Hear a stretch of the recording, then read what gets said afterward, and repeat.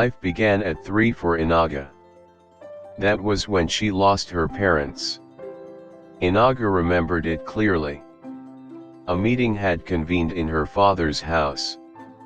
It was to determine whom she would stay with.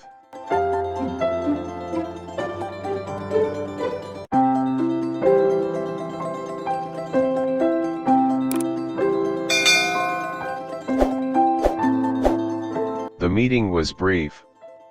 Bulisk, a huge man with very small eye sockets, had stood up and walked to her. He picked her hand and said to the people, "I think I want to take care of this girl forever." Afterwards, he turned to her, and asked, "Little girl, what is your name?"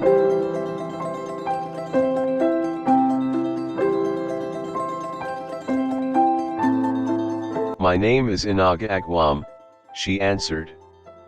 "From today onwards, you will be called Enoga." He raised her up, to the loud applause of the people in the room.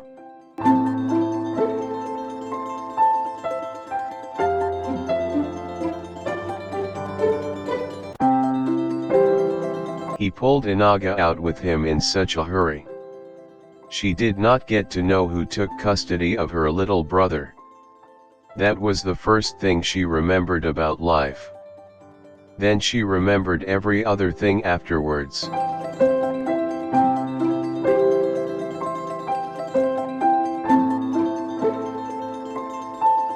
In the new house, Enoga found that Bulisk was a chief. He received many visitors. Enoga had to learn how to cook and serve. She swept the house time after time, every day. She washed same plates repeatedly. She went to the market often, to buy kola nuts, vegetables, and fruits. She still had to wash his son's clothes. It was not until years later, that she understood what the word chief meant. Despite the burden of work, Enoga felt sad for her foster father, and the leaders of Ogwule. Budu was making Ogwule unmanageable for them. People called them names, like liars, cheat and insensitive. They felt they were not forthcoming with ideas that would stop Budu.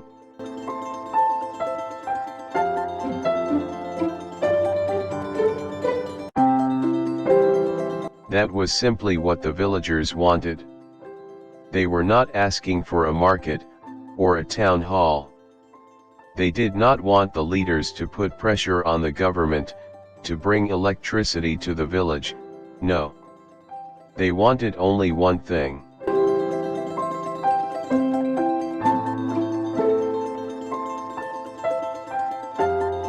They wanted the peace that once reigned. They still wanted to be able to have 3 pieces of fish in their soup. They wanted to eat it happily, knowing that there would still be more the next day. They wanted to be able to go down to Chadda anytime, take off their clothes and have a cool bath or refreshing swim. They wanted to wash their clothes and take some of the water home for work, drink, and play.